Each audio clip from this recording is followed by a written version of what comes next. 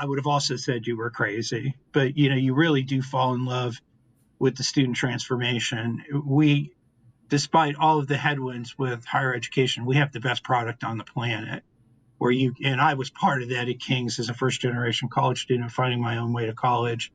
And I see it in the eyes of our students here every day who are going through that transformation in a much different way, because the world has changed a lot since the 80s when I had that experience, and then in the 90s when I got my master's degree at Lehigh. But watching the transformation socially, academically, technically of our students is an amazing process to be involved in.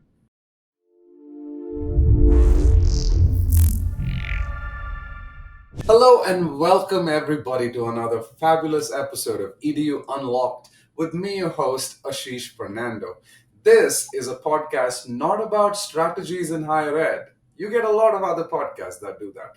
This is a podcast about the people behind all of this magic you see happening in higher ed, people who are building the ecosystem. And today I'm honored to have one such person on our podcast. Our guest for today is John Loyack, who's the president of Rider University. John, welcome to our podcast. Thank you very much. A pleasure to be here. Fantastic. Guys, John is a mission-driven leader. John's been not just in higher ed, he's been in other verticals too, but higher ed is his passion. He's a mission-driven leader. He's blending a first-generation student background of his. That's right. With all the financial acumen and transformative leadership that he's gained over time. We're going to be talking about his personal journey, his vision for Rider, and most importantly, his lessons that we can learn from and how to lead institutions of today. So John, with that, I'd love to get started with the one question I ask all of our guests when we start off. Why higher ed? Why not something else? Yeah, so most of my career was not in higher ed, as I know you know.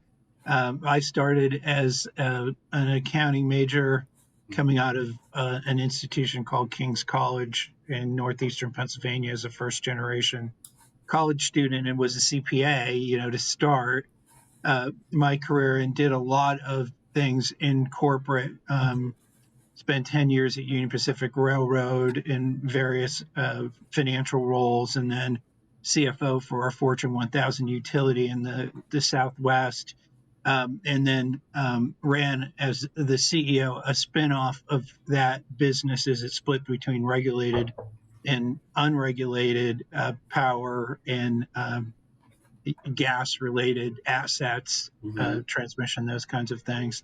And frankly, as we were in the process of selling that business, I was in the process of becoming a board member at King's College, where I went to undergrad.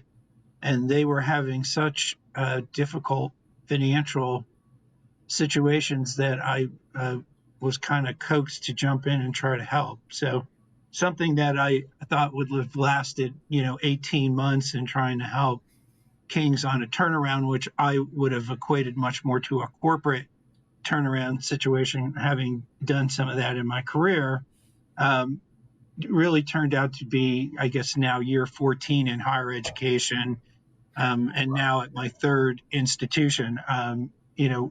Without King's College and particularly as a first generation college student, I wouldn't have done any of the great things I did with my career. Ringing the bell at the New York Stock Exchange to open the exchange,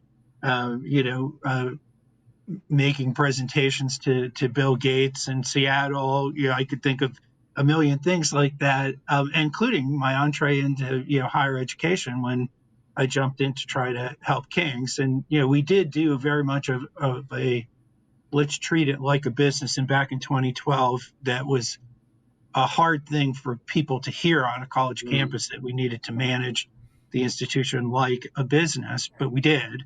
But then very quickly moved from sort of a restructuring effort to how do we better identify ourselves with our community and our students, and how does that relate to new programs, new student experience, and frankly, new athletics, because we were able to be successful with that. And while the restructuring of the institution helped us um, get through a short period where the institution was very close to closing, ultimately it was the initiatives around connecting with our community, finding programs that fit, finding people who wanted to help support that, doing what we called a college town effort, where we moved into the center of Wilkes-Barre, bought some very inexpensive real estate to grow programs, and also did downtown economic redevelopment and did it in a way where we pulled others to follow us into the downtown.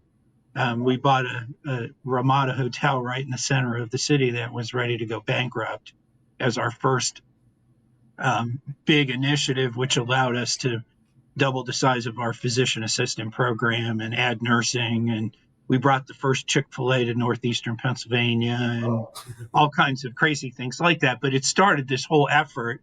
By the time I was leaving to go to Alvernia, we had done 6 projects in the center of the city, all focused on adding new program, and we had grown the sports portfolio to from 22 sports to 32 sports, and restored the student population well beyond where its peak was, and it had fallen substantially. So all of that, kind of left, and a little bit of fundraising sort of sprinkled in there, sort of left Kings in great condition as I left to go do something similar at Alvernia, and had a similar outcome, and now here at Ryder. So wow. Wow. So it wasn't a one and done. So you went to Alvernia and yeah, if you would have ever asked me if I would have been a college or university president, I would have said you're crazy. And secondly, if you would have asked me when I went into King's to help, whether that would be a place where I would spend the last third or so of my career, I would have also said you were crazy. But you really do fall in love with the student transformation. Despite all of the headwinds with higher education, we have the best product on the planet. And I was part of that at King's as a first generation college student, finding my own way to college. And I see it in the eyes of our students here every day who are going through that transformation in a much different way, because the world has changed a lot since the 80s, when I had that experience, and then in the 90s when I got my master's degree at Lehigh. But the watching the transformation socially, academically, technically of our students is an amazing process to be involved in. that's amazing. I've studied your profile at Ryder. I looked at what you've done at Kings, and when I was going through your LinkedIn, I said, "Oh wow, okay, EVP at Kings, but also education at Kings." And so that Yeah. was I'm pretty sure that was very rewarding, just for yourself, and in terms of like, hey, this is where I studied, and to come back and help my alma mater. That must be a Yeah, great it feeling. was great because it was also where I grew up. So Yeah, not only was it an amazing process to go through the turnaround, and then expansion of Kings and watch it return to its past glory and thrive, but at the same time we were doing that, we were kicking off a large wave of economic redevelopment in a city that hadn't had it for 25 years. And so as that caught on and others joined us in our effort in the downtown, and frankly people use some of the same funding recipes that we use to buy, older buildings that were largely free and converting them into something new and exciting that created revenue. In our case, academic programs or student housing. In other cases, it was apartments or restaurants or retail outlets that all followed as we got into. It was really, it's an experience I will never forget. So I can remember walking from my grandmother's house down the hill into downtown Wilkes-Barre, in the 1970s, when frankly the recession there started. And it was great to be part of the early renaissance of the downtown in Wilkes-Barre. that's pretty awesome. I mean, you helped launch a lot of these things and even programs. I mean, I Yeah. read the story on the historic 60 million raise, and and all the programs that you launched, the in-demand programs, and you're proud of it. You even said these are the best in the country. How do you get that feedback when you've done things like that? talk, Talk to us about some of those stories from from the university, from students, and kind of how you. Yeah, so I'll share a story from King. So when I first started, literally, maybe I was there a month or so, and there was a student event and a panel. So I sat on the panel, and one of the comments one of the students made, is, I'm a sophomore and nothing ever changes here. There's never anything new. And it was kind of bemoaning the fact. And we were just starting to think about the college town effort there and expansion and new programs and all that. But my first response was that, when you're like me and you go out and you have your career and every once in a while you come back, you'll really notice the change in a short period of time. It maybe it's a little harder to notice. Um, in a more fun way, right before I left King's, we were opening a new facility, and the local ABC affiliate was doing an interview on Main Street in Mhm. Wilkes-Barre with a student who said, I've been here 3 years, and it's amazing how King's College has changed, all these new programs and international students, and now we have, we walk downtown because we have this big facility in the center, and I'm part of the new engineering school, which is in a new building on the street, and I just can't believe all the change that's happened. And so it was, I happened, somebody sent me the clip, not even knowing the story of sitting with the students and saying, well, in 20 years if you come back you'll notice a change, to a student who had been there a couple of years towards the tail end of what we were doing, and was amazed by the change. It left an impression. That's pretty amazing. I mean, yeah, and just being able to see that, hear that from students, I'm sure that's the most fulfilling thing, rather than looking at stats and metrics and KPIs of how things are growing. So that's an amazing story. Now you have that corporate background, and I'm sure that helps you a lot in just looking at the institution. And we in higher ed, like, typically we're not used to even saying this is a business, right? Or students are customers, or Right, things like right. that, or it's a sales cycle. It's not. And it's enrollment, and it's different, right? That's how we all talk about it, but in the end we're serving the customer, the student, in my opinion. How has some of the things you've learned elsewhere helped in higher ed, where you're like, hey, higher ed should start thinking differently, should start thinking this way? And I'm sure a lot of what you've done to bring the enrollment volume up and everything, there have been some other strategies that you've brought in from your other experiences.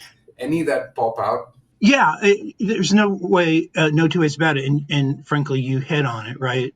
um, as somebody who grew up in the corporate world, not the higher education world, um, you know, customer service, customer care, customer satisfaction, end result of the product are critical to your success. And running a corporation to be profitable so you have resources to continue to grow, invest in your people, in new products, in your customer, becomes very, very important. So I did carry those things into higher education because it was my training, not necessarily by design, but just by, that had been what I had been saturated in for 20 years before I got into higher education. And so you can't help but think through the lens of your experience. The other thing I would say that was helpful to me, and as I started, I think people thought, oh my God, you don't know what you're getting yourself into. But I didn't grow up in the box of higher ed. And so people would say things about, well, how are you going to deal with shared governance? And I would say, well, it sounds to me like good communication, you know, but I was never constrained by growing up in the environment and having a certain set of perceptions of how things had to be done.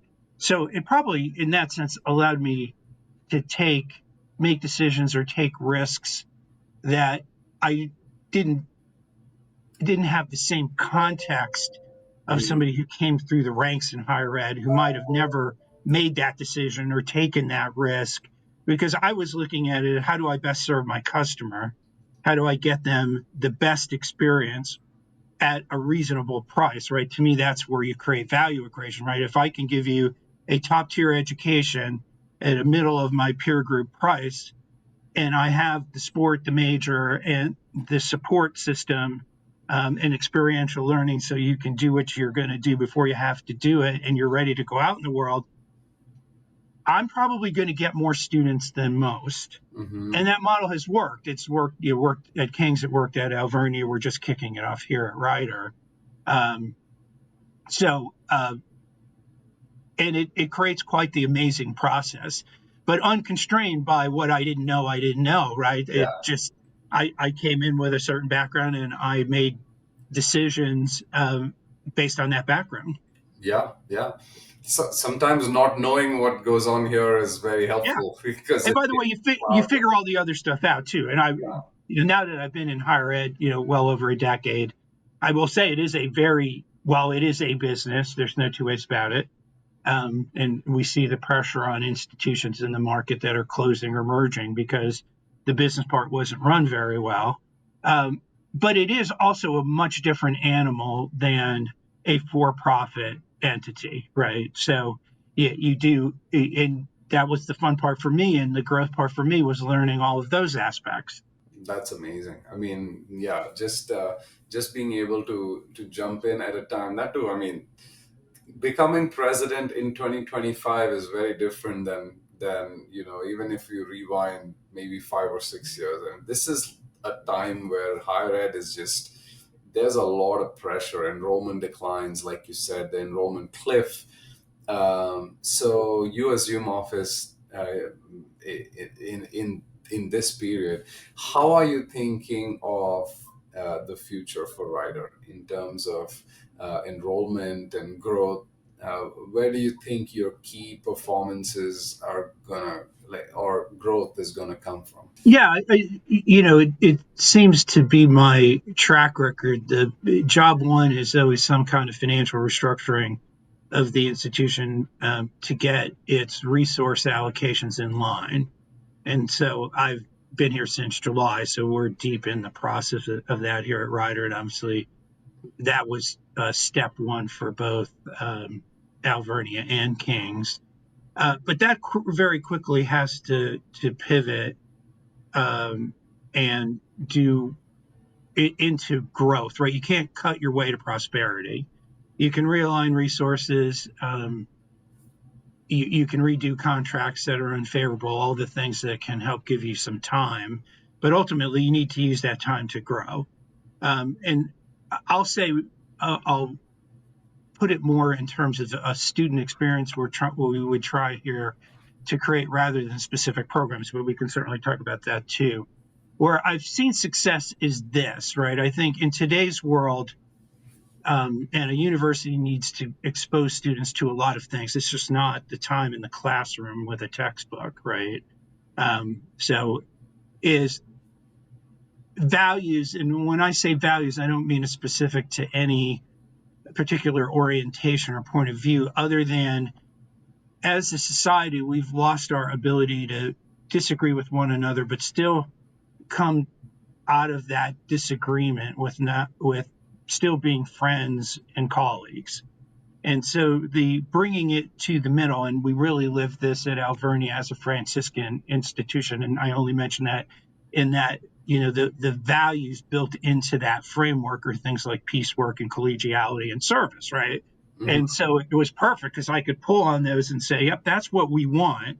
We want to make sure students get to live and learn about what it's like to disagree, come from different backgrounds, get around a table and still leave as friends when you're done because you're still classmates, field mates, and you're going to be alumni from this institution for the rest of your life, right? So And we did that through community service. We brought it to life with community service. That was part of our experiential learning model, getting you out with nonprofits, take your experiences out for a spin, and so on.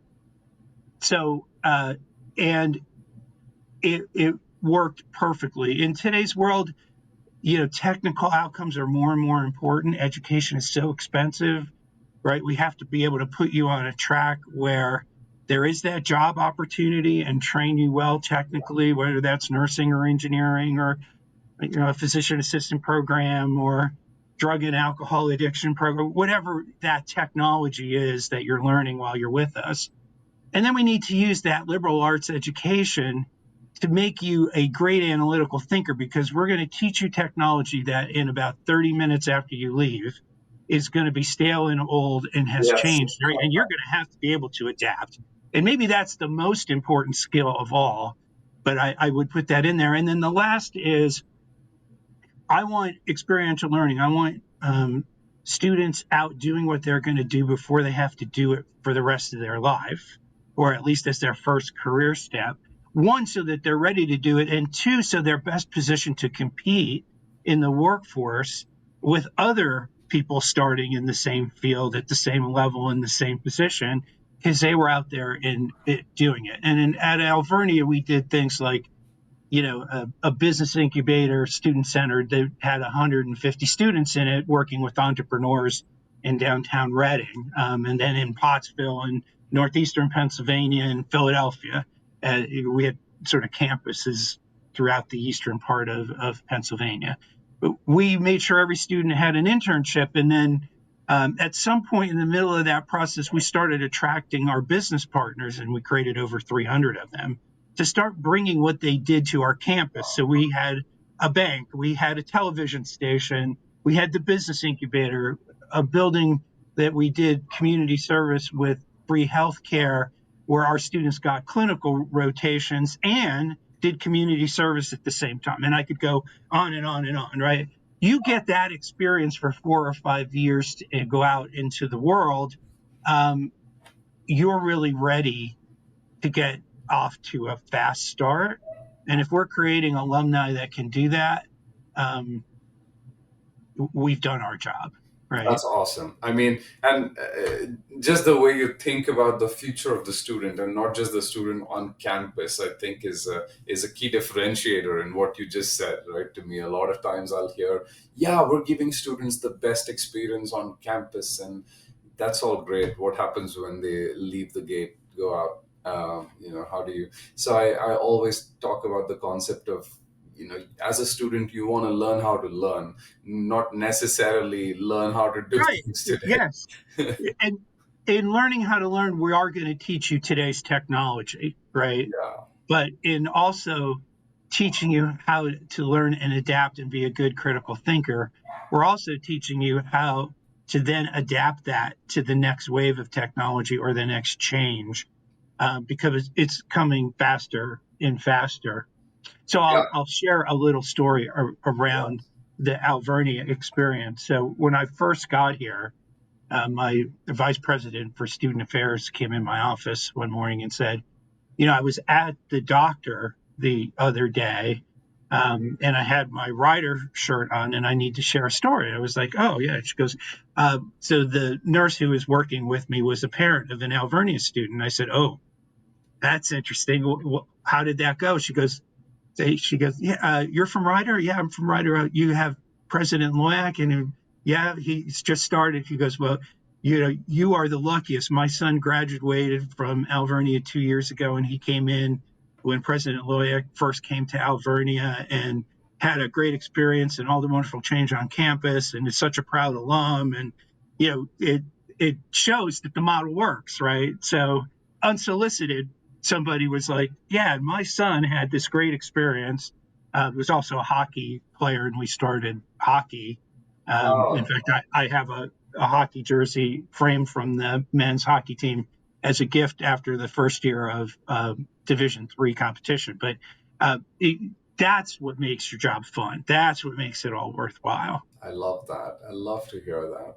And I think it's a good segue also into what's happening today in careers. because AI is changing the game quite a bit. And it's kind of that thing that you need and don't need, right? You need it because it adds speed, it makes life easier for us humans. But at the same time, it's been a challenging time for people, especially in tech. So we've gone through that wave of where you want to be doing computer science or machine learning, and there's jobs all over, to now you see all these layoffs happening exactly in that stream of work because it's getting automated. In all of this changing environment, what's your advice to students on campus and elsewhere in terms of their anxiety of graduating? Because it's like I actually was speaking to a group of students who are like, we're dreading even graduating. It's feeling good right now here on Yeah, right, right. campus. Like, They hate to give that up, right? Yeah. So I think you're right. In fact, I just did a podcast a few weeks ago on the impact of AI on higher education. And frankly, I think we spent more time talking about the societal impact of it. hmm, We've had technology, you can go back to electricity, right? Automobiles, things like that. Those conversions took place over decades, right? And so as the conversions were happening and other things were going away, like I didn't need buggy whips anymore because I was buying automobiles. In fact, I just saw a clip in the New York Times of a shot of a street in New York City, and then 20 years later, what was all horse and carriages was all automobiles and one horse and carriage, right?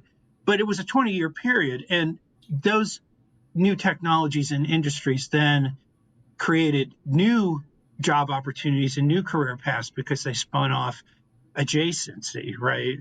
And because you had a couple of decades to adopt it, you also had a couple of decades for the adjacency to happen and create the opportunity for higher education to train you for that opportunity, or more of a technical training to create the job path and create a living and a life. With AI, my fear is, and I get the fear of students because I share it, is that technology is going to come in so quickly. We're going to have a gap between how new things come out of it that human beings will have to facilitate, and therefore it creates work in life. Um, yeah, Before that, all those adjacencies come to fill the gap of what is being replaced by technology, right? Even with the iPhone and things like that, and technology that's allowed us to get at information much easier. Never at this rate or depth, right? The rate of change and depth of change, and it's interesting to think through it. A good friend of mine just retired as a partner from PricewaterhouseCoopers, and they were recruiting 5,000 accounting entry level positions a year, and with AI and some of it overseas transition, it's down to 3,000. So if you're an accounting major like I was, right, there's less opportunity. So then where am I going to take that opportunity? How do I mold it maybe differently than I would have originally thought when I started an academic career? And how do we help support that change? And frankly, there's going to be, whether we like it or not, a retooling effort for each university to be engaged with the tools as they change, and frankly, a retraining of the workforce for people who are displaced by the technology that need to come back and find new technology to go out and deploy their career to the next stage and level, right? And so it's a big challenge in front of us. yeah, Yeah, what I used to think of for higher education as demographics, competition, um, and some of the headwinds on higher ed not necessarily being the right value proposition, although I frankly just that's incorrect, but it gets a lot of headlines nonetheless. It is that is no longer our problem. Our problem is, how are we going to implement this technology, change learning rubrics so that we know that students have the aptitude and skills that they need to have coming out of our programs, and how do we adapt what it is technically we're going to teach to match where AI is going to take us and what jobs are going to need to be filled. So not only do you come here and socialize and grow, play your sport, um, make friends for the rest of your life, you're also ready to go out into the workforce that's going to be a point that's going to be much more nimble in changing, and we're going to have to be nimble to change what we're doing. And it is not the nature of higher ed institutions, right? You said it. Yeah. Right. And so that to me is the real problem that needs to be solved. And, I think we're all beginning to chip away at it as, university leadership and faculty and staff. And we're doing it in a vacuum of really not knowing what's coming, which is a little more unusual because usually we've had a lot more time to sort of see where things were going and Yeah. adding the programs, right, that help fill those jobs. You can even think of healthcare where the demand for, because I will tell you it's something we'll focus here on Ryder in the near term, is based on where we're located in the Philadelphia healthcare market and the New Jersey healthcare market. We have great opportunity to add those programs, but AI is going to change that too, because your diagnosis isn't going to come from a PA or a doctor, right? And so I'm going to need less of them. That's true, yeah. And in some cases, this is a problem with AI. You cannot even say fortunate or unfortunate, right? I mean, we build a lot of AI for higher ed, and I always, even when we're in our mission and the way we're building AI, we're always thinking about the human in the loop. Like, how do you keep the human relevant? And it's always a question I keep asking myself, and when I talk to people like yourself, I'm like, on one side you have, yeah, if you automate too much, you're gonna have to take the human out of that equation. On the other side, that also creates the kind of efficiency and cost metrics that then help you hopefully eventually reduce cost of tuition. uh, and so it's been kind of a question of mine for the last few months. I've been kind of just dealing with that. Is AI and automation in the end good for higher ed or not? Because on one side, yeah, when you look at staff and the university itself, there's going to be like impact on people. On the other side, it's going to be positive for students, hopefully, right? The speed at which AI can help answer questions is just shocking at this point, right? And then soon it'll start helping in. I know universities that are using AI for like online learning and things like that, creating courses. Like, I don't do any of that stuff, but that's just been fascinating for me on what it can do. So I wonder if you have thoughts on whether this will, you think, in the next few years, reduce the cost burden, right? Student loans and things like that. Do you think there's going to be any correlation here, or you think it's just going to be more of like impact on jobs? No, I mean, I think it's because it's going to change the way we do things and the number of people deployed to do them. It's going to have an impact on cost, right? So, and I'm sure we're not unique in as a higher ed institution. Somewhere between 60 and 70% of the cost of running an institution is people, right? Absolutely. And so, if technology is going to do some of those things, whether it's customer service related things around student touch, or it's back office operations, or it's maybe even the way we're deploying that technology to teach, is going to change the demand and the style and function of the workforce. Then that's going to have an impact on cost, which is hard to see how that doesn't create a situation where costs go down, and that in the long run ought to impact the price of the product, right? Yeah. So now, for a while, maybe that just helps compensate for the fact that a lot of institutions are not bringing in as much cash as they're spending at the moment, and that helps fix it. And then as it continues to evolve and be implemented, ultimately has an impact to students and what they need to borrow and what they need to pay for that education. Yeah, so and I'm glad you feel that way. That's my hope as well. I mean, I came to the US when I couldn't afford it. Luckily, I got that 100% scholarship. I mean, it's rare to get that, but it changed Right. my life. And so, like, when I look at it from an international student perspective, it's almost like for 90% of the world, it's just not affordable to study. So it's just it's good to know that there's some shift happening. Hopefully this shift is, going in the positive direction for like tuition costs and things like that. That's my hope. That's why I'm kind of, also focusing a lot of my time on some of this automation now. This is good. um, John, what's your one message for people who are thinking of, aspiring to be a president? They're in leadership now, and they're sitting somewhere at their offices saying, I'm doing a great job, but what do I need to do more that puts me at, at that level? Yeah, that's interesting. In today's higher education, um, it's a complicated job to be a president, right? You need um, finely tuned leadership skills. You have to be able to engage a community and build partnerships. You have to be able to raise capital.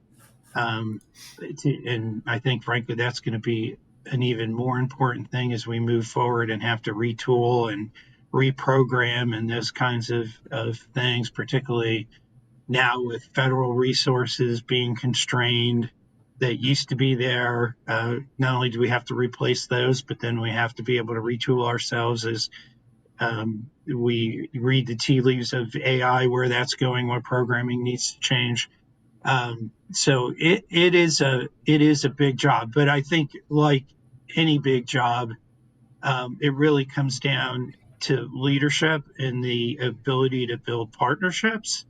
And if you can do that well, whether that's partnership with your faculty or the local corporation that you're reaching out to find out what they really need from an institution, from an education perspective, so that you can find common ground and build education programs and experiences for your students or their employees.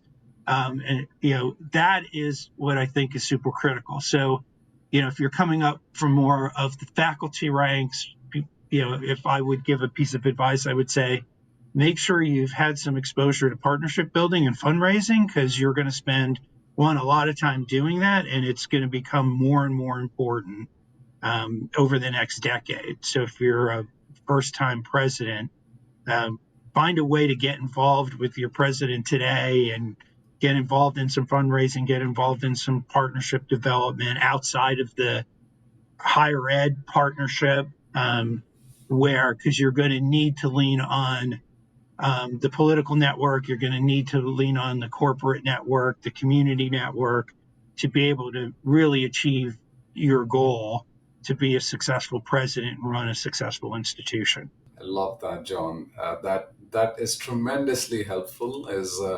follow president, and in order to do that, first you have to get to a level where you're at least like a vice president or something. Right. Or And even if you're thinking about it as you're a department chair and you think someday I'd like to be a president, yeah, those are the things I'd be thinking about over the next period of time while you're moving through the ranks and developing what I'll call more technical academic skills, um, that you make sure that you get a well balanced set of exposures. So when you get into that role, you're not overwhelmed by how to do it and the demands of what it takes to do it. absolutely love that. In the end, the final question: what's one habit that you've gotten into in your life, or a daily habit or a ritual that has really helped you think through your journey and get to where you got to? Yeah, it's funny that you said that, because then the first thing that popped into my head is partnership building, because we were just talking about it. But when we started at Alvernia, we knew that we were going to do a lot of economic redevelopment centered expansion of the university. And that was going to take partners. And when you're out talking to non higher ed people about higher education, particularly as a president, you hear a lot of things like, "Oh, it's not flexible. They don't really care. Nobody ever asked me what I need.